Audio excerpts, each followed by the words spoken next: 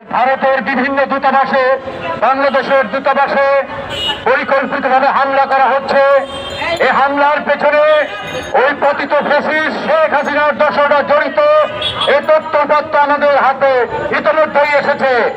ভারতে পালিয়ে থাকা আওয়ামী গুন্ডারা ভিন্ন নামে ভিন্ন ব্যানারে আমাদের দূতাবাসগুলোতে হামলা চালাচ্ছে, আমাদের জাতীয় পতাকা জ্বালিয়ে দিচ্ছে এবং মাঝখানে ধর্মীয় সংখ্যালঘু সম্প্রদায়কে ট্রাম্প কার্ড হিসেবে ব্যবহার করছে। বিগত 16 বছরের ফ্যাসিস্টের ইতিহাস, সংখ্যালঘু নিপীড়নের ইতিহাস, যখনই তারা কোন রাজনৈতিক বেকায়দায় পড়েছে, আমার এই সংখ্যালঘু সম্প্রদায়ের ভাই বোনদেরকে ট্রাম্প কার্ড হিসেবে ব্যবহার করে সেই রাজনৈতিক বৈপ্লবিক পার হওয়ার চেষ্টা করেছে।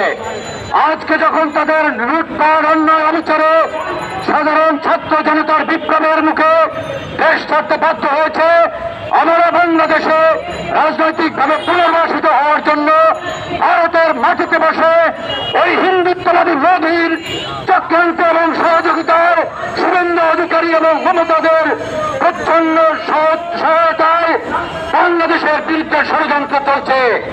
তাই ভারতীয় সরকারের প্রতি আমরা পরিষ্কার বলতে চাই, এই 56,000 বর্গ মাইলের বাংলাদেশ, এই লাল সবুজের পতাকা, এই অসাম্প্রদায়িক বাংলাদেশ রক্ষায় ছাত্র জনতা জুলাই বিপ্লবে যেভাবে কাঁধে কাঁধ মিলিয়ে রাজনৈতিক ভেদাভেদ বলে ওই ফ্যাসিবাদের বিরুদ্ধে লড়েছে, আগামী দিনে আপনাদের এই সম্প্রসারণবাদ এবং অখণ্ড যে হিন্দুত্ব ভারত যে স্বপ্ন আপনারা দেখছেন, সেই স্বপ্নের বুকে আমরা চপরাঘাত করতে প্রস্তুত রয়েছি।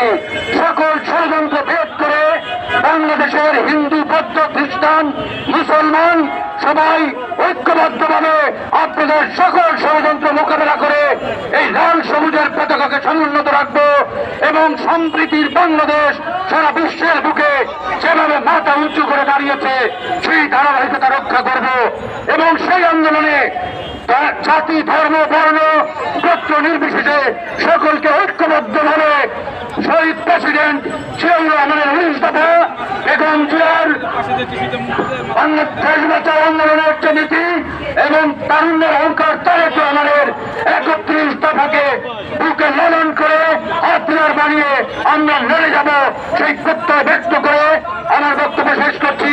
সবাইকে ধন্যবাদ। বাংলাদেশ জিন্দাবাদ।